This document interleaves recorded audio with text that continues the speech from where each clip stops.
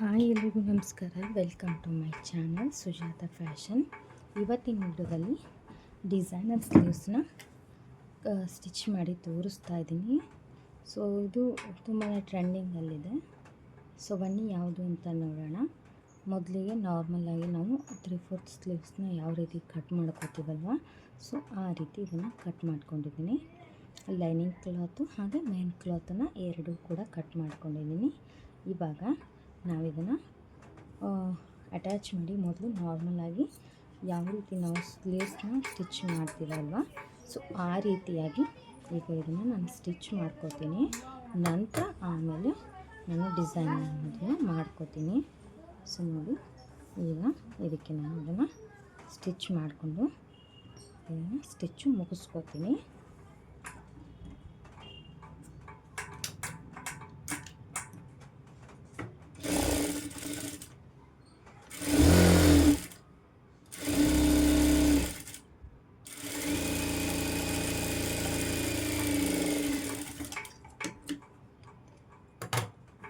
ಆಮೇಲೆ ಇದನ್ನು ಟರ್ನ್ ಮಾಡಿ ಇದ್ರ ಮೇಲೊಂದು ಸ್ಟಿಚ್ ಹಾಕೋಬೇಕು.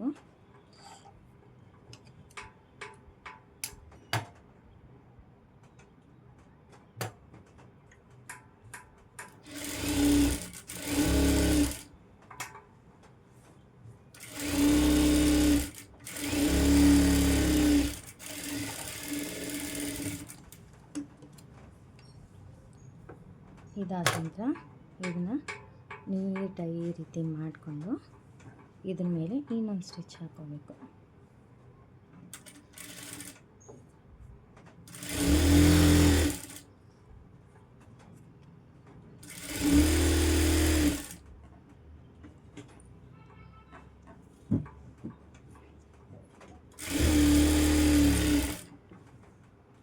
ಈಗ ಫುಲ್ಲು ಸ್ಲೀವ್ಸು ಕಟಿಂಗ್ ಮಾಡ್ಕೊಳ್ಳೋಣ.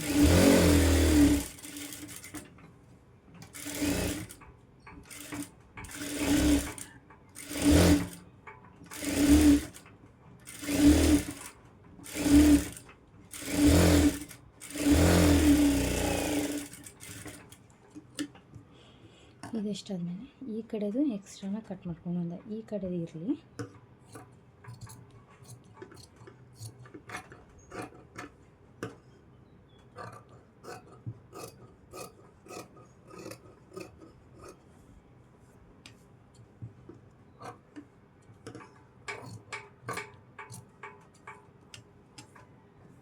ನೋಡಿ, ನಾರ್ಮಲಾಗಿ ಸ್ಲೀವ್ಸ್ನ ಯಾವ ರೀತಿ ಸ್ಟಿಚ್ ಮಾಡ್ತೀವೋ ಆ ರೀತಿ ಈಗ ನಾನು ಸ್ಟಿಚ್ ಮಾಡ್ಕೊಂಡಿದ್ದೀನಿ.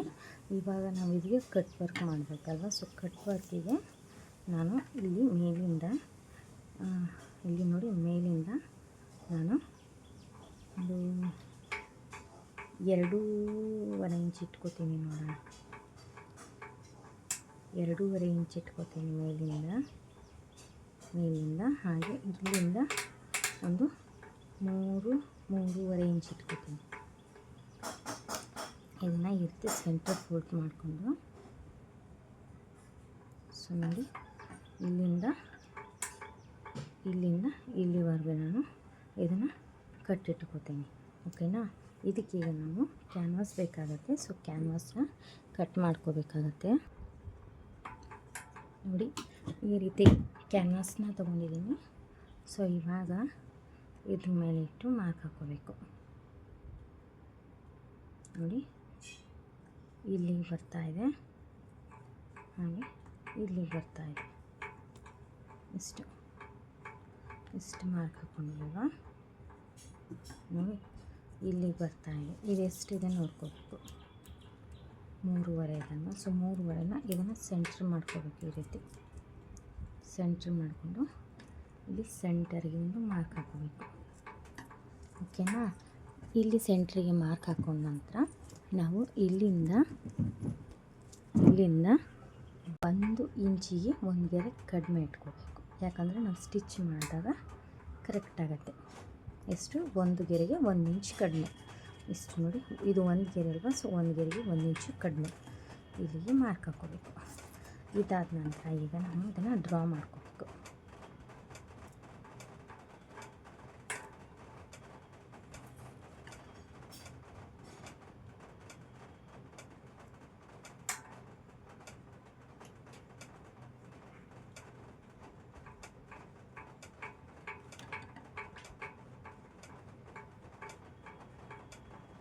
ಈ ರೀತಿ ಡ್ರಾ ಮಾಡ್ಕೊಂಡ ನಂತರ ಇಲ್ಲಿ ಎಕ್ಸ್ಟ್ರಾ ಒಂದು 1 ಇಂಚಿನಷ್ಟು ಎಕ್ಸ್ಟ್ರಾಕ್ಕೆ ಮಾರ್ಕ್ ಹಾಕ್ಕೊಳ್ಳಿ. ಈ ಕಡೆ ಹಾಗೆ ಈ ಕಡೆ ಮಾರ್ಕ್ ಹಾಕ್ಕೊಂಡು ಇದನ್ನು ಕೂಡ ಒಂದು ಈ ರೀತಿ 1 ಇಂಚಿಗೆ ಈ ರೀತಿ ಪಟ್ಟಿನ ತೊಗೊಂಡ್ಬಿಡಿ. ಈ ರೀತಿ ಇದನ್ನು ಕಟ್ ಮಾಡ್ಕೊಂಬಿಡೋಣ.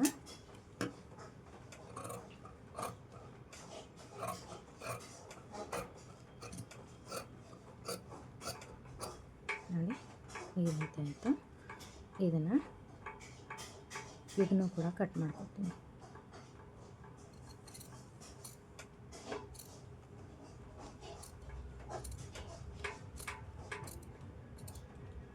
ನೋಡಿ ಈ ರೀತಿ ಮುಂಚೆ ಇದಕ್ಕೆ ನಾವು ಕ್ಲೋತ್ನ ಅಟ್ಯಾಚ್ ಮಾಡಬೇಕು.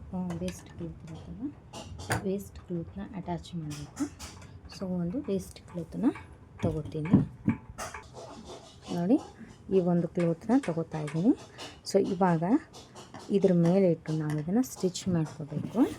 ಮೊದಲಿಗೆ ನೋಡಿ ಇದು ಎಕ್ಸ್ಟ್ರಾ ಒಂದು ಸ್ವಲ್ಪ ಬಟ್ಟೆ ಬಿಟ್ಟು ಕಟ್ ಮಾಡ್ಕೊತೀವಿ. ಏನಿದೆಯಲ್ಲ ಒಂದು ಸ್ವಲ್ಪ ಫೋಲ್ಡ್ ಮಾಡಿ ಮಡಚೋದಕ್ಕೆ ಒಂದು ಅರ್ಧ ಇಂಚಿನಷ್ಟು ಬಟ್ಟೆ ಬಿಟ್ಟು ಈ ಕ್ಯಾನ್ವಾಸ್ಗಿನ ಅರ್ಧ ಇಂಚು ಬಟ್ಟೆನ ಎಕ್ಸ್ಟ್ರಾ ಇಟ್ಟು ಕಟ್ ಮಾಡ್ಕೋಬೇಕು. ನೋಡಿ ಈ ರೀತಿ ಒಂದು ಅರ್ಧ ಇಂಚು ಸಾಕು, ಜಾಸ್ತಿ ಬೇಡ. ನೋಡಿ ಈ ರೀತಿ ಮಾಡಿದ ನಂತರ ಇವಾಗ ಇದನ್ನು ಈ ರೀತಿ ಇಟ್ಟು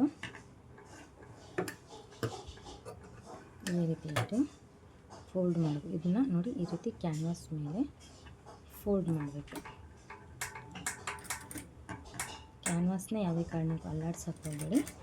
ಈ ಒಂದು ಲೈನಿಂಗ್ನ ಈ ರೀತಿ ಫೋಲ್ಡ್ ಮಾಡ್ತಾ ಬನ್ನಿ.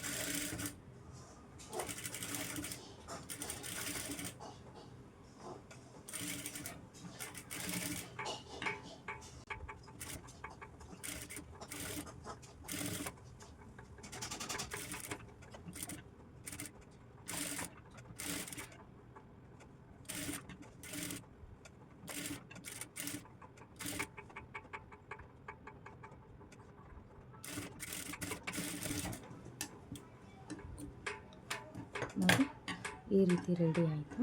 ಇವಾಗ ಇದನ್ನು ಈ ರೀತಿ ಮಾಡಿಕೊಂಡು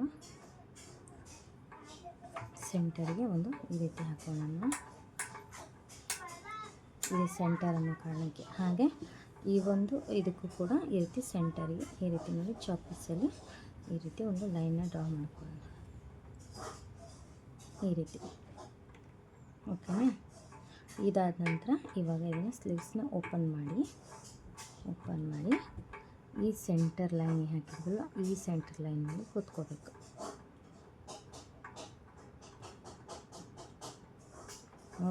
ನೋಡ್ಕೊಂಡು ನೀಟಾಗಿ ಇಟ್ಕೊಳ್ಳಿ. ಈ ರೀತಿ ಇಟ್ಕೊಂಡು ಒಂದು ಗುಂಡು ಪಿನ್ನನ್ನು ಹಾಕ್ಕೊಳ್ಳಿ.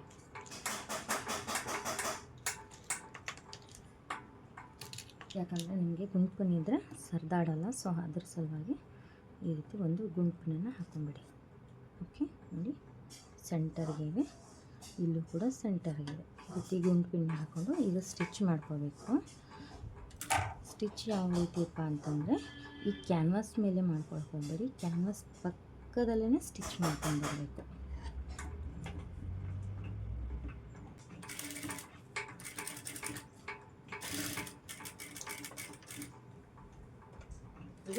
ಓ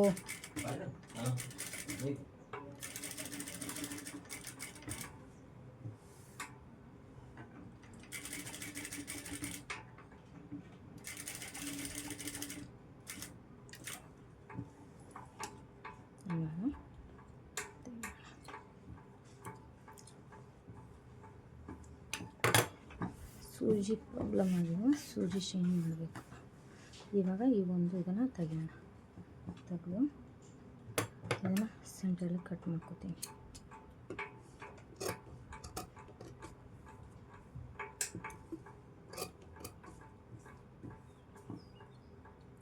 ಇವಾಗ ಒಂದು ಸ್ವಲ್ಪ ಬಟ್ಟೆ ಬಿಟ್ಟು ಈ ರೀತಿ ಸ್ಟಿಚ್ ಹಾಕಿರ್ತೀವಲ್ಲ, ಅಲ್ಲಿನ ಒಂದು ಸ್ವಲ್ಪ ಬಟ್ಟೆ ಬಿಟ್ಟು ಈ ರೀತಿ ಕಟ್ ಮಾಡ್ಕೋಬೇಕು. ಸ್ಟಿಚ್ಚಿಗೆ ಕಟ್ ಮಾಡ್ಕೋಬೇಡಿ, ಸ್ಟಿಚ್ಚಿಂದ ಸ್ವಲ್ಪ ಬಟ್ಟೆ ಬಿಟ್ಟು ಕಟ್ ಮಾಡ್ಕೊಳ್ಳಿ.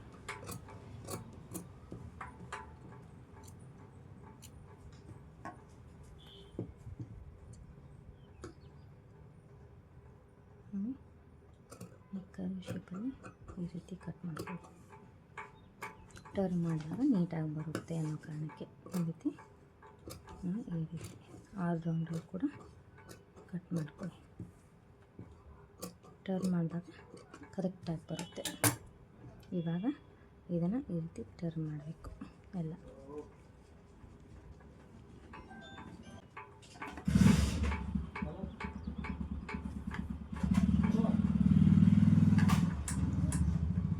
ಇದನ್ನು ಈ ರೀತಿ ಟರ್ನ್ ಮಾಡಿದ್ಮೇಲೆ ನೋಡಿ ಈ ರೀತಿ ನೀಟಾಗಿ ಟರ್ನ್ ಮಾಡಿದ ನಂತರ ಇದ್ರ ಮೇಲೆ ಇನ್ನೊಂದು ಸ್ಟಿಚ್ನ ಹಾಕ್ಕೋಬೇಕು.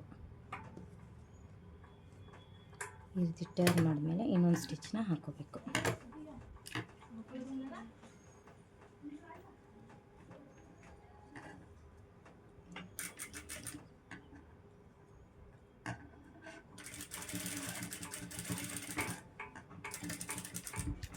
ಸರಿಯಾಗಿ ಬೇಕು.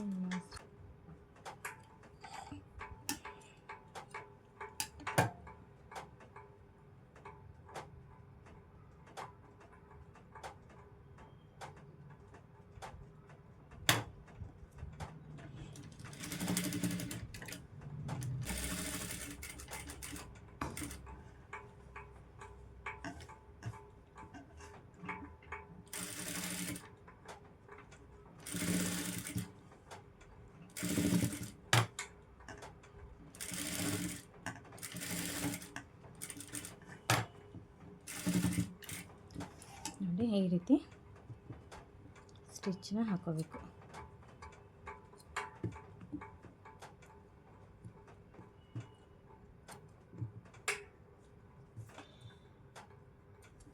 ಸೊ ನೋಡಿ ಈ ರೀತಿಯಾಗಿ ನೀಟಾಗಿ ಇದಕ್ಕೆ ನಾವು ಕಟ್ನ ಸ್ಟಿಚ್ ಮಾಡ್ಕೋಬೇಕು.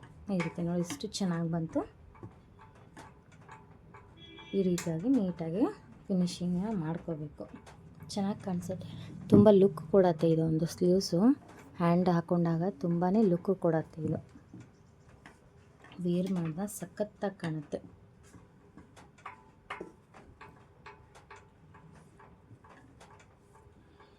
ನೋಡಿ ಈ ರೀತಿಯಾಗಿ ಸ್ಟಿಚ್ ಮಾಡಿದ್ದೀನಿ. ಇವಾಗ ಇದಕ್ಕೆ ಲೇಸ್ನ ಅಟ್ಯಾಚ್ ಮಾಡ್ತೀನಿ. ನೋಡಿ ಈ ಒಂದು ಲೇಸ್ನ ಅಟ್ಯಾಚ್ ಮಾಡ್ತೀನಿ.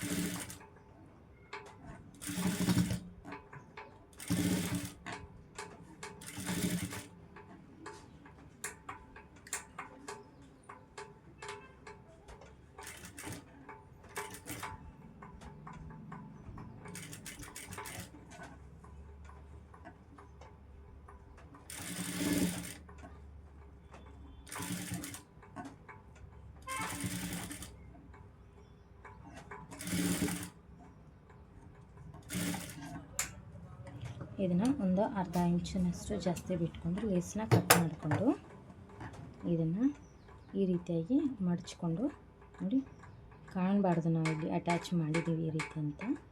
ಸೊ ಆ ರೀತಿಯಾಗಿ ಫೋಲ್ಡ್ ಮಾಡಿಕೊಂಡು ಲಾಸ್ಟಿಗೆ ರಬ್ಬು ಹಾಕ್ಬಿಡಿ. ನೋಡಿ ಕ್ಲಿಯರ್ ಆಯಿತು.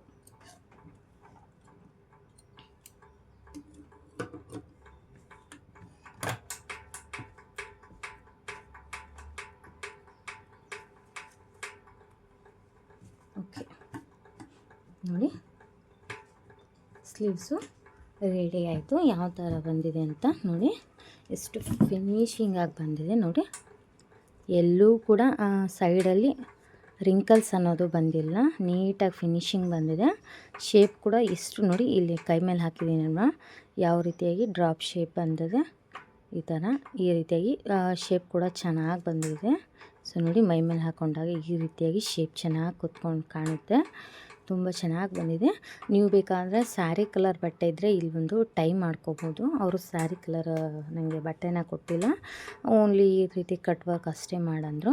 ಸೊ ನಿಮ್ಗೆ ಬೇಕಾದರೆ ಇಲ್ಲಿ ಒಂದು ಸೆಂಟರು ಸ್ಯಾರಿ ಬಟ್ಟಲ್ಲಿ ಒಂದು ಸ್ವಲ್ಪ ಡಿಸೈನ್ನ ಮಾಡ್ಕೋಬೋದು, ಇಲ್ಲಾಂದರೆ ಇಲ್ಲಿ ಬಟನ್ಸ್ನ ಹಾಕ್ಕೋಬೋದು. ಅವ್ರು ನನಗೆ ಏನು ಬೇಡ ಅಂದಿದ್ದಾರೆ. ಸೊ ಇಷ್ಟು ಸಿಂಪಲ್ಲು ಈ ರೀತಿ ಕಟ್ ಮಾತ್ರ ಸಾಕು ಅಂದಿದ್ದಾರೆ. ಸೊ ಹಾಗಾಗಿ ನಾನು ಇದಿಷ್ಟು ಸ್ಟಿಚ್ ಮಾಡಿದ್ದೀನಿ. ನೋಡಿ ಈ ರೀತಿಯಾಗಿ ನೋಡಿ ಸೆಂಟರಲ್ಲೇ ಎಷ್ಟು ಲುಕ್ಕು ಕೊಡುತ್ತೆ ಅಂತ. ನೋಡಿ ಎಷ್ಟು ಚೆನ್ನಾಗಿ ಬಂದಿದೆ ಸ್ಲೀವ್ಸು.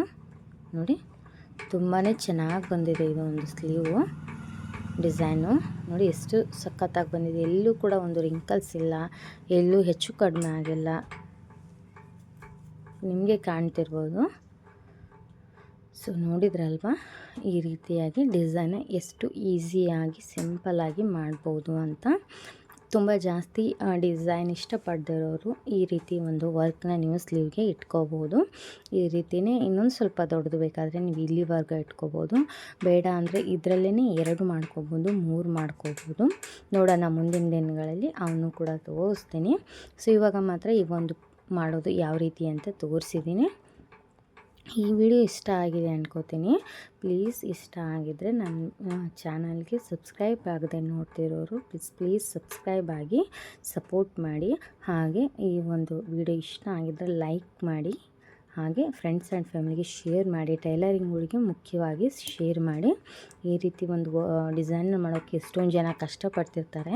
ಯಾಕಂತಂದರೆ ನನಗೂ ಕೂಡ ಕಲಿಯುವ ಟೈಮಲ್ಲಿ ಈ ಥರ ಒಂದು ಡಿಸೈನು ಯಾವ ರೀತಿ ಮಾಡಿದ್ರೆ ಪರ್ಫೆಕ್ಟಾಗಿ ಕೂರುತ್ತೆ ಅನ್ನೋ ಒಂದು ಐಡಿಯಾ ಇರಲಿಲ್ಲ. ಸೊ ನನಗೂ ಕೂಡ ಆವಾಗ ಕಷ್ಟ ಆಗ್ತಿತ್ತು. ಸೊ ಬಿಗಿನರ್ಸ್ಗಳಿಗೆ ಈ ಒಂದು ಮೆಥಡು ಈಸಿ ಆಗುತ್ತೆ. ಸೊ ನಾನು ಅದನ್ನು ಒಂದು ಕಷ್ಟನ ಅನುಭವಿಸಿದ್ದೀನಲ್ವ, ಸೊ ಅದಕ್ಕೆ ಹೇಳ್ತಿದ್ದೀನಿ. ಬಿಗಿನರ್ಸ್ಗಳಿಗೆ ಈ ಒಂದು ವಿಡಿಯೋನ ಶೇರ್ ಮಾಡಿ, ಹಾಗೆ ನನಗೆ ಚಾನಲ್ಗೆ ಸಬ್ಸ್ಕ್ರೈಬ್ ಆಗಿ ಸಪೋರ್ಟ್ ಮಾಡಿ ಅಂತ ಕೇಳ್ಕೊಳ್ತಾ ಈ ವಿಡಿಯೋನ ಇಲ್ಲಿಗೆ ನಿಲ್ಲಿಸ್ತಾ ಇದ್ದೀನಿ. ಮುಂದಿನ ಮತ್ತೊಂದು ಒಳ್ಳೆ ವಿಡಿಯೋ ಜೊತೆಗೆ ಬರ್ತೀನಿ. Take care and bye. Thank you for watching.